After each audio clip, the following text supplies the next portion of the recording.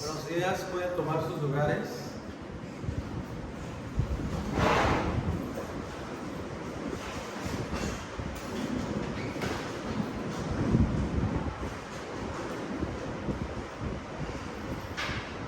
¿Alguien ya se sabe el nombre de los 12 discípulos?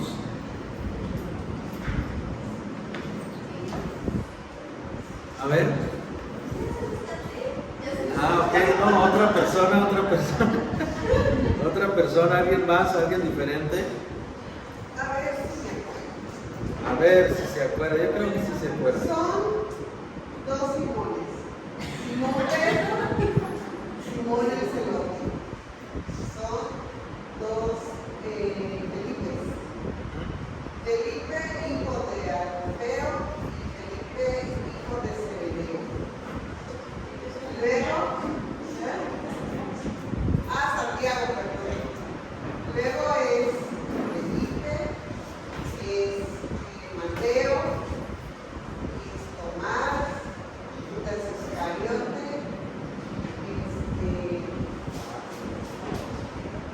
Bartolomé, Andrés,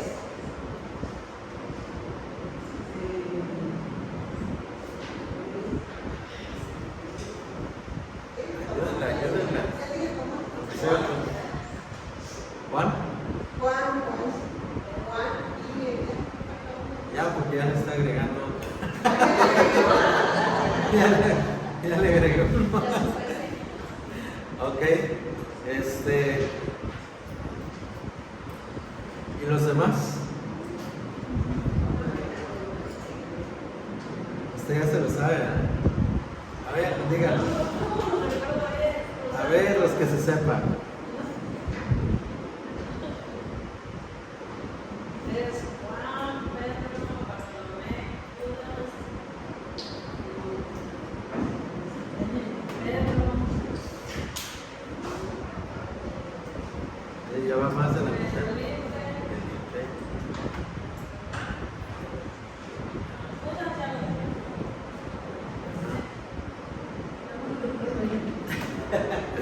Ok, Mateo, muy bien. Andrés. Ya, a mí me faltaron 4. Muy bien, hoy vamos a estudiar la vida de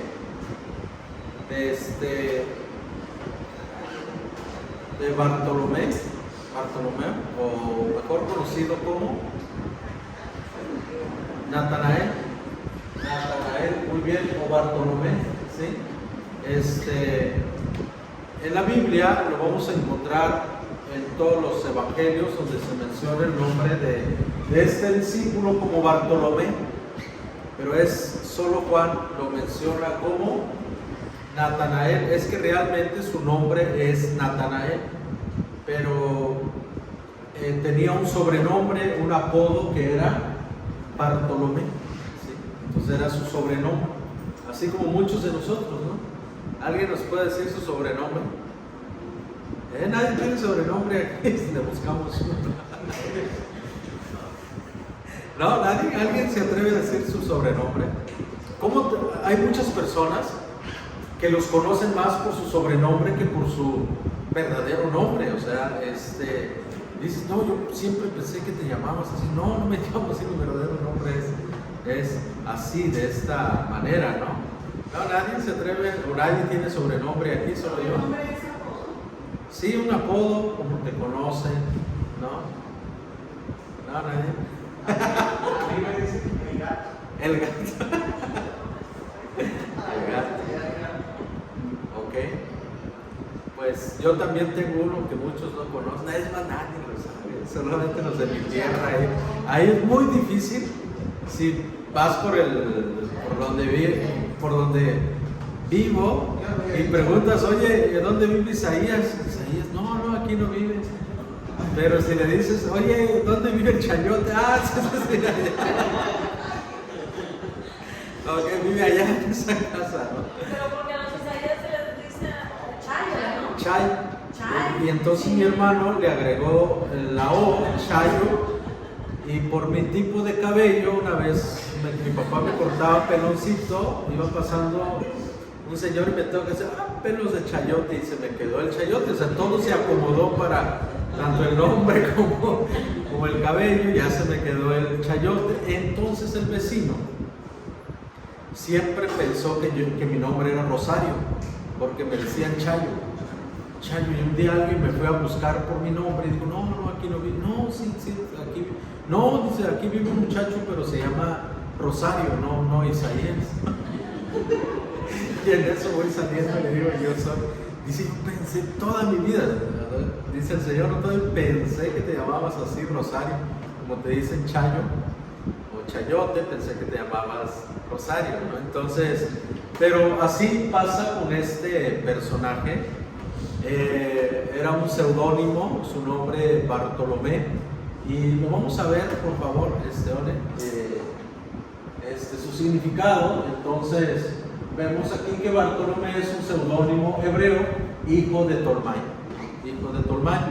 así lo conocía. Entonces Juan, los otros evangelios, los sinópticos lo conocen como Bartolomé, pero en Juan en particular, Juan lo llama Natanael, que es un nombre real, ¿no? Y que significa Dios ha dado. Eso significa Natanael, Dios ha dado. Y sinceramente, hermanos, el nombre de Bartolomé o el de Natanael aparece únicamente cuando la Biblia menciona el nombre de los 12 discípulos, pero no menciona ninguna otra actividad que él haya participado. Si de Felipe le rascamos, le rebuscamos para encontrar alguna pista en cuanto a él, pues nada más aparece en 2 ocasiones en la Biblia haciendo algo. Por ejemplo, lo vemos en Juan, que es el que da más detalles sobre los discípulos. Lo vamos a ver, aparece en el Evangelio de Juan solo en 2 ocasiones, Juan 1:5 y Juan 21:2, y es todo lo que sabemos sobre Natanael. La primera aparición es en su llamado, y en la segunda es de su lugar de origen, era de Caná de Galilea, nada más. No sabemos por qué Juan especificó tanto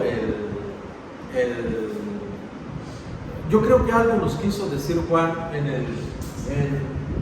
el 21:2. Busquen sus Biblias, Juan 21:2. Juan 21:2, por favor.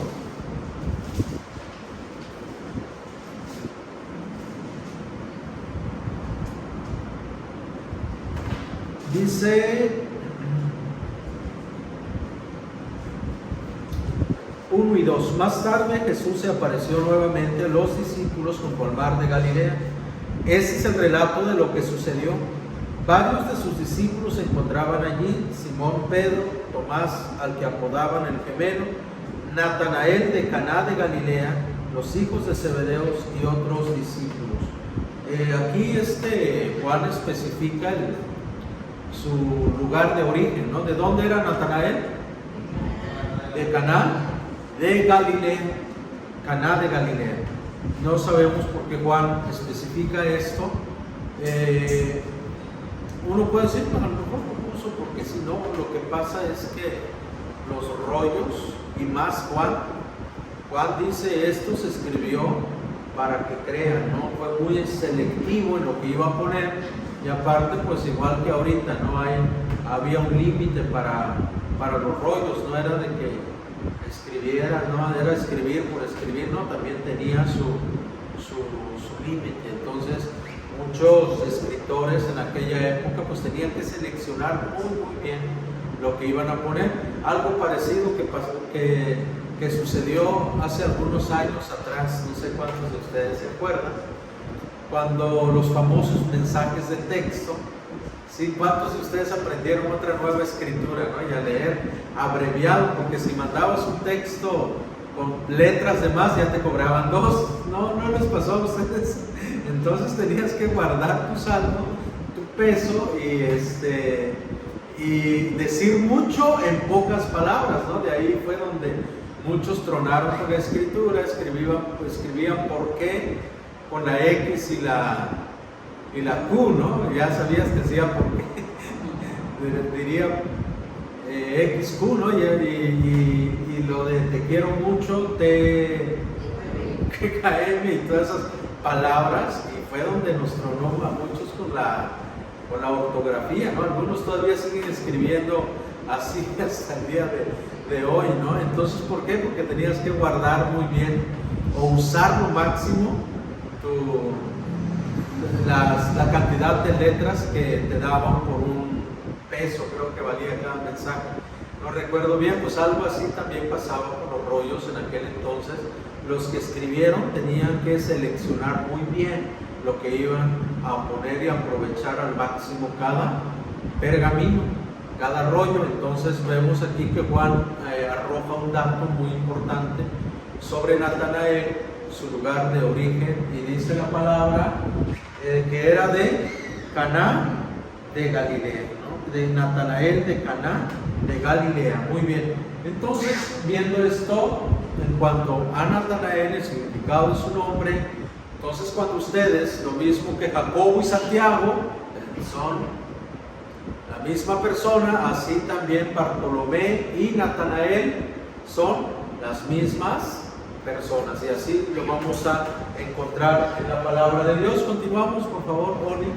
Pues 3 enseñanzas que aprender de Natanael. A pesar de que él no aparece, no es un personaje tan, perdón, ajá, sí, de hecho no es muy conocido como lo es Pedro, ¿verdad? Pedro en cada escena aparece, Mateo también, Juan ni se diga, ¿no? De Pablo ni se diga. O sea, teníamos información de sobra, pero a la medida que vamos a ir estudiando los discípulos, de hecho hay algunos que nada más aparecen en la lista de que eran parte de los 12 y de ahí no sabemos más sobre ellos, ¿no? Así, en este caso, ¿qué de interesante podemos aprender de Natanael? Está en Juan 1, por favor, Juan 1, en su llamamiento. Muy bien, Juan 1:35. Bueno, vamos a 42, 1:42.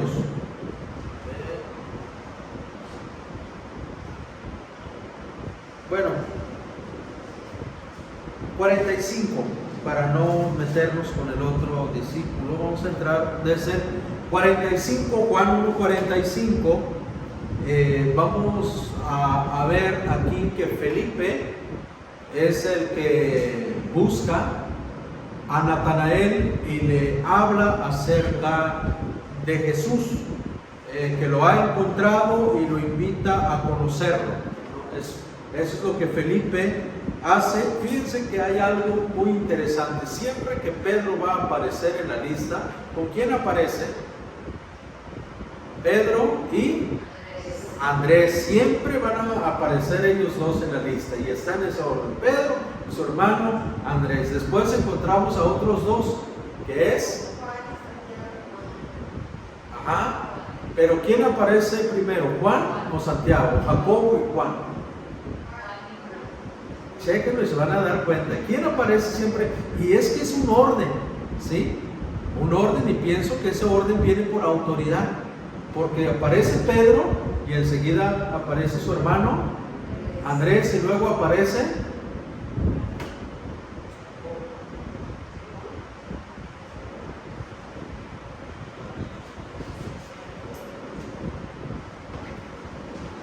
¿no?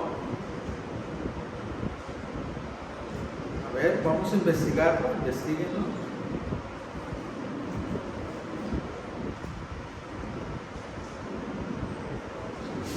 Voy a dar ese privilegio.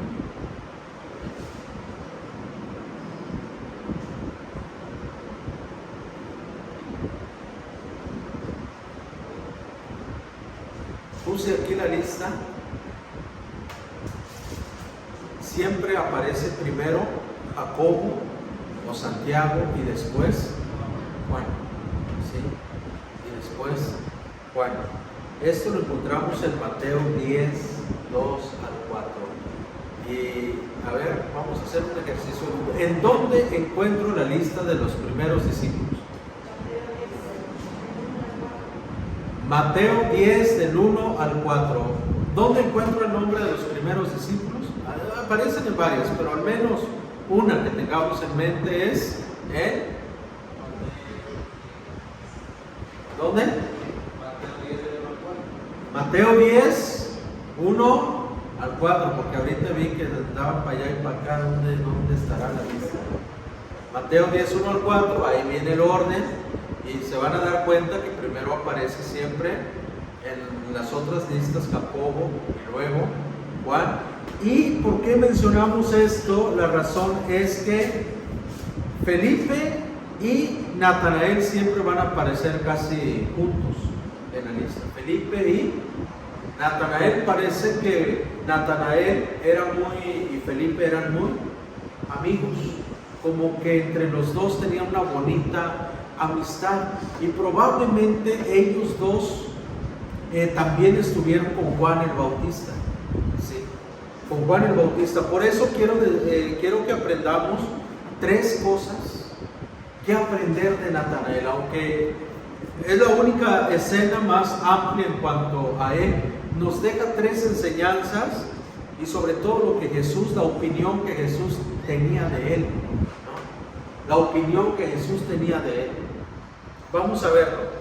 Felipe fue a buscar a Natanael. Fíjense, hermanos, qué bonito esto, ¿no?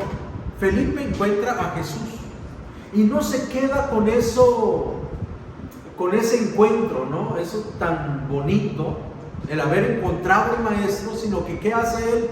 Va y busca a su amigo Natanael, porque quiere que su amigo también conozca a Jesús. Qué bonito.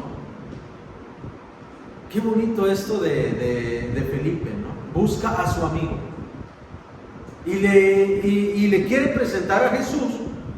Entonces le dice Felipe a Natanael: hemos encontrado a aquel de quien Moisés y los profetas escribieron. Se llama Jesús, el hijo de José de Nazaret. Fue la predicación ¿de quién? De Felipe. De Felipe. Hermanos, yo creo que este es el centro de cómo uno debe predicar. No le dijo Felipe a Natanael: oye, Natanael, encontré a alguien que te puede sacar de esa miseria en donde estás, o encontré a alguien que puede mejorar tu matrimonio, o encontré a alguien que puede interceder para que encuentres esposa, ¿no? Algo así. No habló, no le presentó a Jesús como una propaganda, como una mercadotecnia, no lo presentó así. Simplemente le dijo: hemos encontrado la verdad. ¿Sí notan eso? Dice: hemos encontrado la verdad. Hemos encontrado a aquel de quien Moisés y los profetas escribieron. Y yo creo que eso es lo que nosotros tenemos que presentar. Oye, tengo una gran verdad para ti. Más que tengo una solución para ti. No, tengo una gran verdad para ti. Yo he encontrado algo que creo que tú has estado buscando, porque al final de cuentas lo que todo ser humano siente de todos sus problemas es un vacío existencial que no puede llenar. Ese es el punto.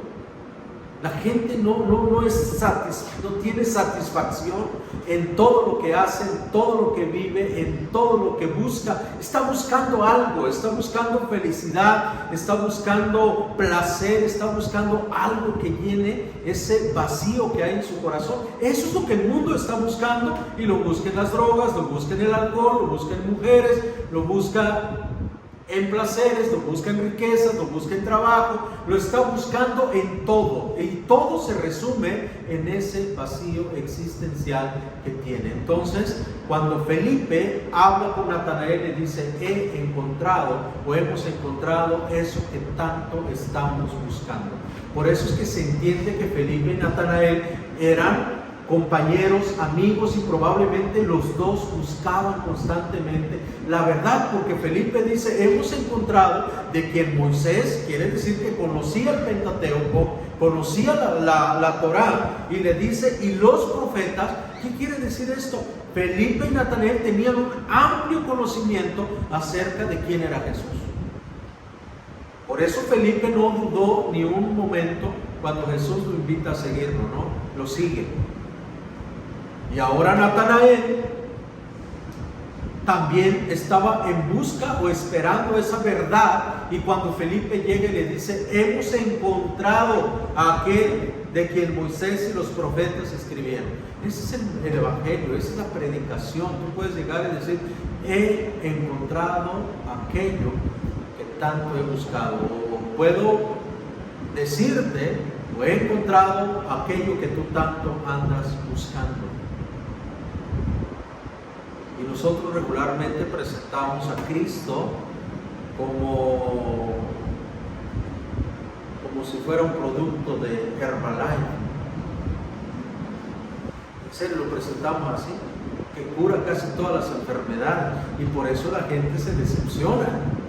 Oye, pero es que tú me dijiste que iba a sanar y no sanó. Pues es que eso yo pensé, ¿no? Pero nosotros tenemos que hablarles. Yo he encontrado eso que tú tanto estás buscando. ¿Qué estoy buscando? Pues eso que te falta en el corazón, ese vacío existencial que tú tienes. Yo lo he encontrado, y es Jesucristo. Es Jesús.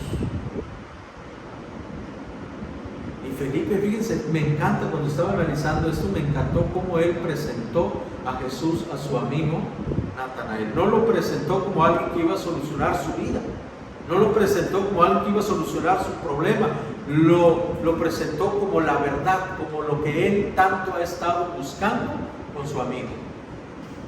Y yo creo que es una tremenda lección para nosotros. Entonces, lo que aprendemos de Natanael es que estaba en busca constante de la verdad. ¿Qué dice en el versículo 45? Felipe fue a buscar a Natanael y le dijo: hemos encontrado a aquel de quien Moisés. ¿Por qué creen que le habló con tanta profundidad? De quien Moisés y los profetas escribieron. Se llama José, el hijo de... se llama Jesús, el hijo de José de Nazaret. Entonces, le habló profundo. La presentación de cómo Felipe anunció sobre Jesús a Natanael fue profundo. Le dijo de Moisés y de los profetas.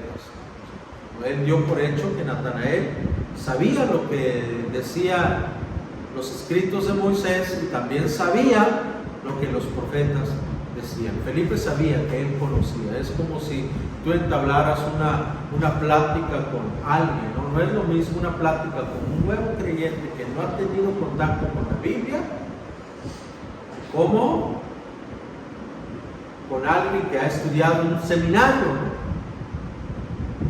Dijeran, hay niveles, ¿no?, de conversación. No es que el otro no tenga la capacidad, simplemente es que no se ha dado la tarea de prepararse, porque puede ser superior a cualquier persona, ¿no? Si éste lo decide. ¿Les ha pasado a ustedes en alguna ocasión? Cuando platican con alguien que no conoce de la palabra de Dios, y tú le dices, así como dice la oración de Javes, así como oró Javes, ¿no? Así que sé quién es, ¿no? ¿Por qué? Porque no tiene conocimiento. Pero ¿qué tal cuando estás platicando con alguien que ya tiene conocimiento de las Escrituras? Hablas abiertamente y dices, ¿te acuerdas de la oración de Javes? Sí, te lo va a recitar. Entonces entiendes que estás hablando en un mismo nivel, en un mismo lenguaje. Entonces esto es lo que sucede con Felipe y Natanael. O sea, él le habla en un lenguaje alto, lo que Moisés escribió y lo que los profetas han dicho sobre Jesús. Entonces Natanael no era un ignorante en las Escrituras. Él estaba, lo que está dando a entender esto es que él y Felipe estaban en constante espera y búsqueda de la llegada de ¿quién? de Jesús. Y eso es algo que nosotros debemos de tener presente. ¿Cuántos de nosotros, hermanos, estamos ansiosos por esperar la llegada o el retorno de Jesús? ¿Qué tanto sabemos sobre el tema? No es algo que nos apasione, la verdad, ¿o sí? Unos tienen miedo, otros lo ignoran por completo y nadie está esperando esa venida con ansias, con alegría. ¿Qué decían los que estaban ante el trono en el libro de Apocalipsis? Sí, ven, Señor Jesús. O sea, era una oración que el pueblo le estaba pidiendo al Señor: ven, Señor Jesús, ven. Y dice: ¿cuándo vas a hacer justicia? ¿Cuándo, Señor? O sea, estaban ansiosos por la llegada de Jesús. ¿Qué hace un niño cuando su padre se ausenta por varios días? Se pone ansioso: ¿cuándo va a llegar mi papá? Ya quiero que venga. ¿Por qué no viene mi papá? Yo ya quiero ver a mi papá. Y el niño no se inquieta porque quiere ver a su papá. Yo creo que nosotros también deberíamos de sentir eso por la venida de Jesús. Padre, ¿por qué no vienes ya? Ya les entró miedo. No quieren ni pensar eso, que su vida está hecho un desastre, ¿no? Dice: mejor espérate allá arriba, danos chance otro poco de tiempo. Y no queremos pensar en el regreso de Jesús. Nos provoca miedo, nos provoca temor. Y la pregunta es: ¿por qué? ¿Será que no estamos bien? ¿Será que algo nos falta? Porque de esto nos debe provocar ¿qué? Gozo, ¿no? Alegría, el pensar en el regreso de Jesús. Muy bien. Una segunda cosa que aprendemos en cuanto a Natanael es la realidad y la fe, en el versículo 46. La realidad y la fe. Y vemos aquí una figura literaria. ¿Cómo se llama? ¿Saben qué es esto? En otras palabras, algo increíble, algo ilógico. Eso es una figura literaria. Y lo vemos en Natanael. En el 46, por favor, pueden leer fuerte, versículo 46. Nazaret, exclamó Natanael, ¿acaso puede salir algo bueno de Nazaret? Ven y compruébalo tú mismo, le respondió Felipe.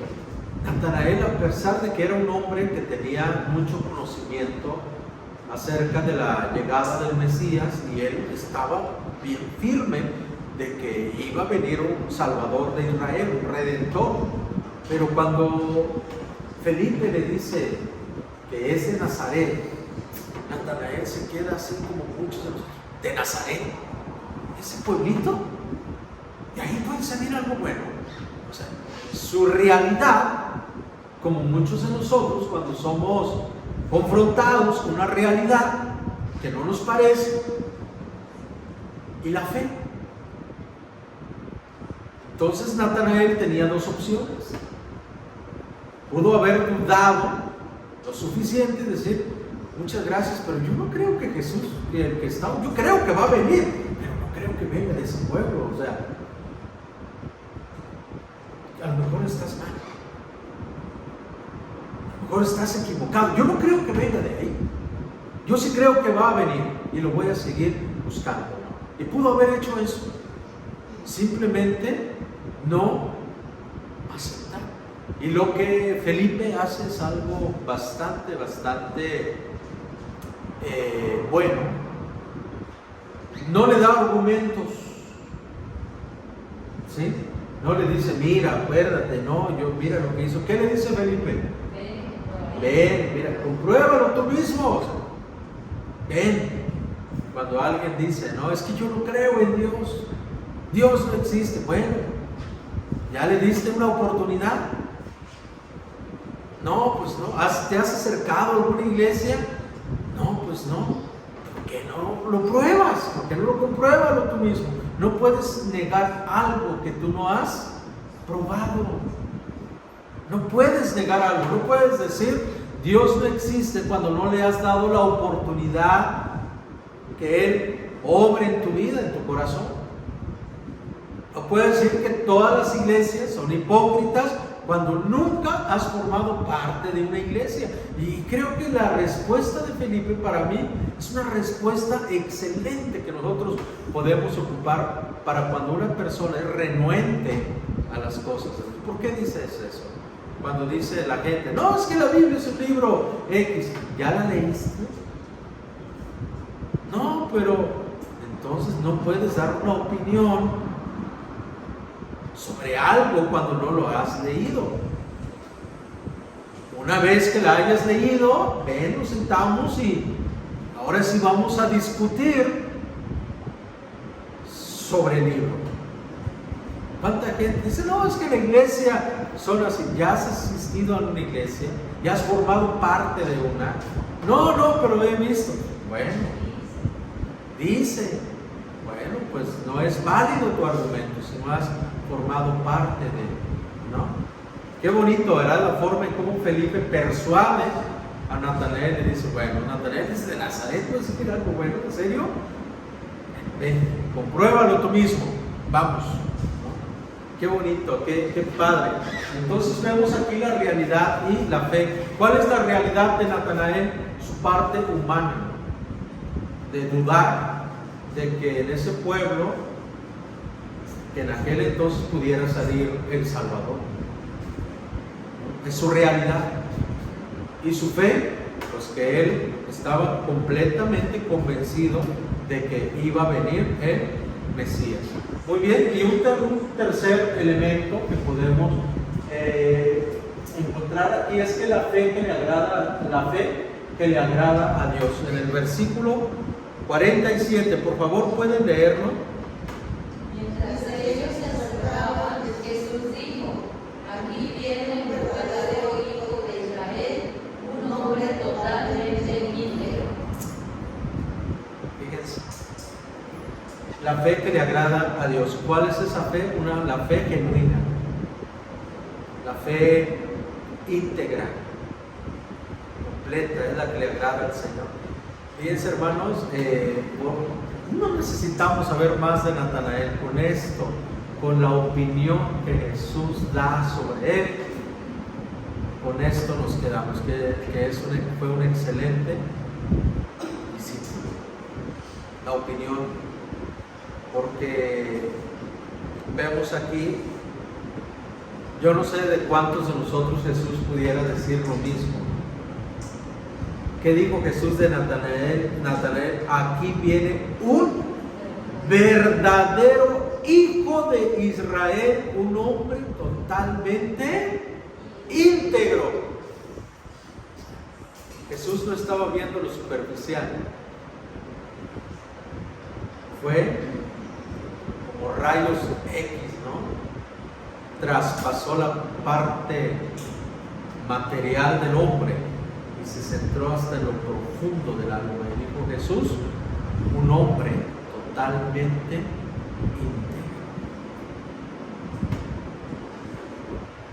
Es muy difícil ser íntegros, porque la integridad tiene que ver con la congruencia entre lo que pienso, lo que digo y lo que hago. Y eso se rompe muy fácil. Pienso una cosa, digo otra y hago otra, ¿no? Es muy difícil, muy difícil, más en este mundo en el que vivimos, ser una persona íntegra. ¿Cuántas personas conocemos que han escalado ciertos puestos, pero no porque realmente lo hayan merecido, sino porque por medio de una palanca, por medio de un soborno? ¿Cuántos jóvenes no entran en la universidad y quedan en la carrera porque pagaron? Incluso se ha enterado, ¿no?, de que hay quienes tienen como trabajo el presentar examen a tu nombre. Tú le pagas a alguien y ese entra y hace el examen por ti. Eso sucede, es muy común en las universidades de prestigio, donde es muy difícil quedar. Entonces la el ser un hombre íntegro es muy diferente. ¿Qué pasa cuando te agarra el tránsito? A veces no te lo pide, pero ya se sabe las palabras claves, ¿no? ¿Y de cuánto estamos hablando? ¿No? Y fomentamos la corrupción, el soborno. Y yo creo que Natanael no era cualquier persona. Por la opinión de Jesús en cuanto a él, he aquí un verdadero israelita, un hombre totalmente íntegro. Entonces, yo creo que hasta su duda con respecto a Jesús fue tan sincera.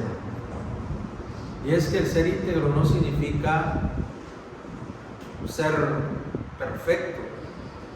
Ser íntegro significa ser honesto, sincero, como lo hizo él. O sea, él fue sincero con Felipe y dijo, oye, pues, ¿a poco de ahí puede salir algo bueno? O sea,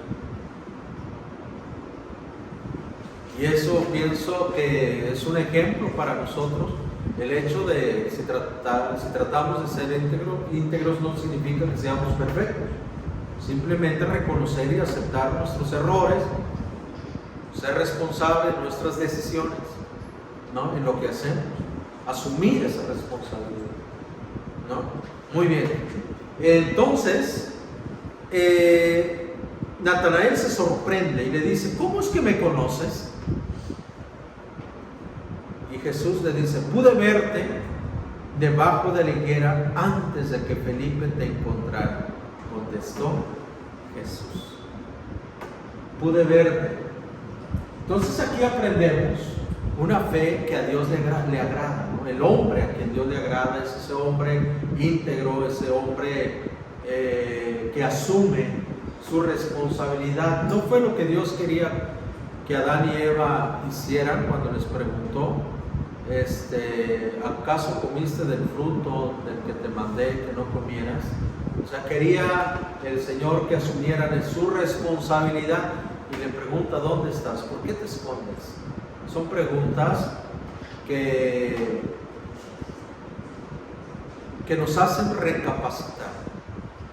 Y en ese diálogo que Dios tiene con el hombre en el huerto, en el jardín del Edén, hay una palabra que es así, ¿no? Como que te despierta.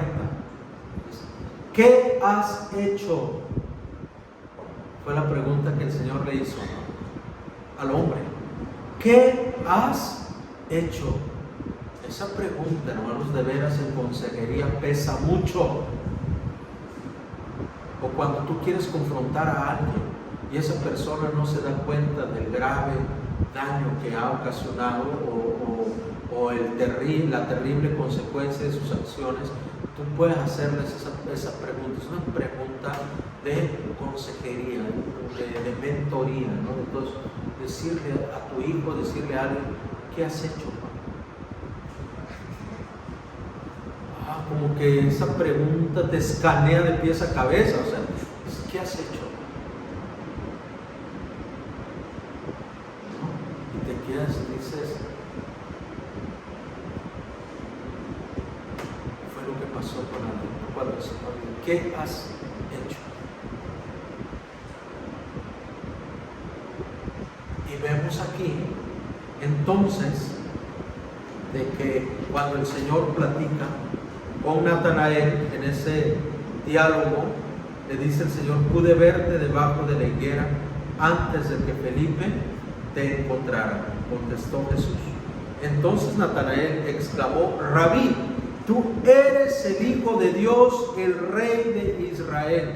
Jesús le preguntó, ¿crees eso solo porque te dije que te había visto debajo de la higuera? Verás cosas más grandes que esta. Y agregó, les digo la verdad, todos ustedes verán el cielo abierto y a los ángeles de Dios subiendo y bajando sobre el Hijo del Hombre, quien es la escalera entre el cielo y la tierra. Qué bonito lo que el Señor le dice a Natanael. Entonces pasamos en una última diapositiva, la penúltima, y vamos a reflexionar un poquito en este primer punto. favor. Oli, ¿qué estaba haciendo Natanael debajo de la higuera? O sea, el Señor le dice, desde que estabas, te vi, le dice el Señor, ¿verdad? Pude verte debajo de la higuera antes de que Felipe te encontrara. Te vi, dice el Señor. ¿Qué estaba haciendo Natanael debajo de la higuera? ¿Quién habló? Orando. Lo más seguro. Y me puse a investigar un poquito con respecto a la cultura. Y la higuera regularmente lo ocupaban. Era muy común ver una higuera en la casa de alguien. Era una planta que nace en aquella región y muchos lo ocupan como sombra, como árbol de descanso, ¿sí? Porque da sombra y probablemente Natanael ocupaba la higuera o la sombra de la higuera como un lugar para orar o para meditar en las Escrituras. Las casas de antes no eran como las que hoy tenemos, que parecen cuevas de ratones, tu oficinita aquí, tu baño aquí, tu comedor aquí, tu sala aquí, tu recámara, y todo está distribuido. No, las casas en aquella época eran como un cajón, ¿sí? Era un cajón. Por eso la historia de Jesús, que cuenta aquella historia que Jesús cuenta, dice que si alguien viene a tu casa y te dice, hey amigo, tendrás pan que me regales, que llegó una visita a mi casa y no tengo que darle. ¿Sí se acuerdan de esa historia? Y dice que el hombre que está dentro de la casa contesta y dice, discúlpame, no puedo porque ya todos mis hijos duermen, porque en la misma cocina es el comedor, o sea, no hay división en la casa. Entonces era muy difícil orar dentro de la casa o meditar, estudiar dentro de la casa, porque hay mucho humo, quemaban leña, era un lugar de cocina, era donde toda la gente se movía. Entonces lo más probable es que mucha gente ocupaba. Por eso Jesús se iba al desierto a meditar, a orar, y dice la Biblia, a veces retiraba a un lugar para estar a solas, porque dentro de la casa no se podía, no había cuartos, no era muy dado a eso, decir, pues no, pues ya entró a su cuarto, ¿no? Y ahí está, no. Entonces probablemente Natanael ocupaba debajo de la higuera para meditar, para orar. Por eso Jesús le dice, desde que estabas ahí, yo estaba contigo, te vi, y por eso es que conozco tu corazón, porque podemos deducir entonces que Natanael era un hombre de oración, estaba en constante búsqueda de la verdad. Por eso Jesús le dice, pude verte debajo de la higuera antes de que Felipe te encontrara. Probablemente él estaba orando. ¿Y cómo es que Felipe se fue directamente debajo de la higuera? A lo mejor era el lugar en que como amigos oraban o estudiaban la palabra de Dios. Qué bonito, ¿no? Tener una amistad así, alguien que te acerque a las cosas de Dios, que diga, no está aquí, seguro de estar en el café allá, porque allá es donde vamos a tomar café y platicamos de las cosas de Dios. A ver, vamos, por ahí está, ¿no? Qué bonito sería algo así, tener un amigo, una amiga que te acerque a las cosas de Dios, no que te aleje de Dios. Y Felipe y Natanael eran esto. Pareciera que los dos estudiaban juntos, sabían de lo que estaban buscando y de lo que querían. Muy bien, entonces continuamos, por favor. ¿Qué atributo de Dios aprendemos del versículo 48? Dice el 48. ¿Alguien lo puede leer?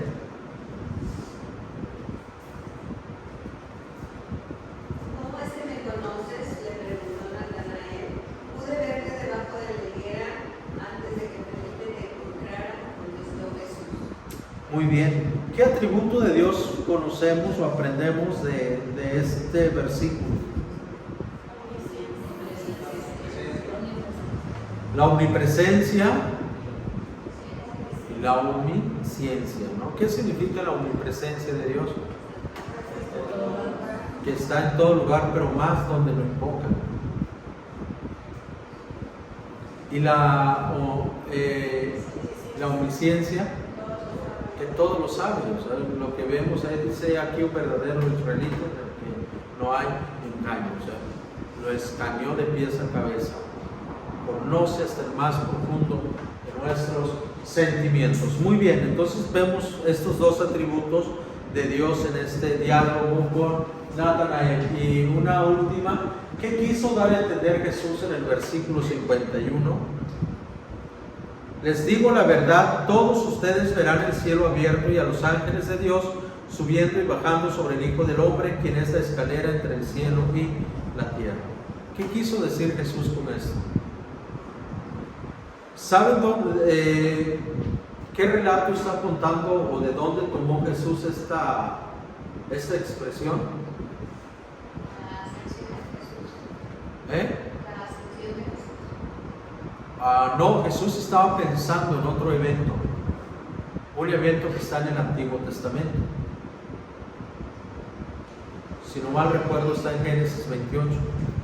¿Se acuerdan ustedes cuando Jacob durmió y que puso una piedra de cabecera y ahí soñó que había una escalera que tocaba la tierra y llegaba hasta el cielo, y que él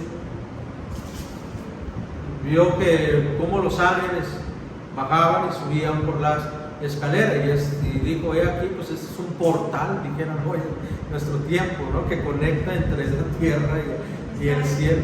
Está en Génesis 28:12. Ok, sí, Génesis 28:12, muy bien. Entonces Jesús, lo que le estaba diciendo a los discípulos, porque aquí ya no se dirigió solo a Natanael, le estaba diciendo a los discípulos, esa historia que ustedes saben, ese evento tan hermoso que Jacob vivió, ustedes lo van a vivir conmigo. Y la escalera es la cruz, que lo iba a conectar entre la tierra y el Padre, y que por medio de él todo que creyera en él será salvo. ¿Ok? Muy bien. Y finalmente su muerte.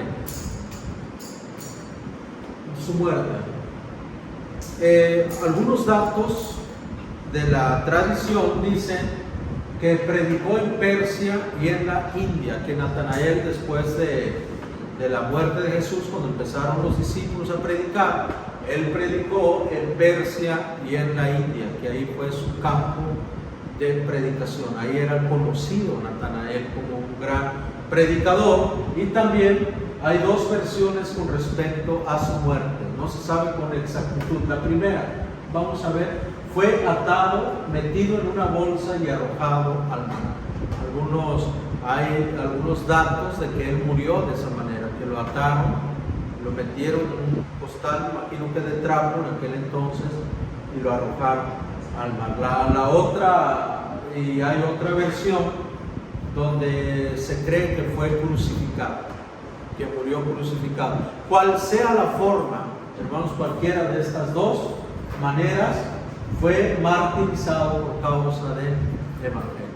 Y así vemos a un gran hombre en el cual la Biblia no da suficientes datos sobre él, pero lo poquito que vemos que era un hombre lleno de fe y de integridad. Vamos a orar. Señor Jesús, muchas gracias por permitirnos aprender sobre Natanael. Señor Jesús, permítenos ser como él, es un gran desafío. Ojalá tú pudieras tener una opinión tan certera y tan grata como la que tuviste de él. Gracias, Señor, por esta iglesia. Bendícela en el nombre de Jesús. Amén y amén.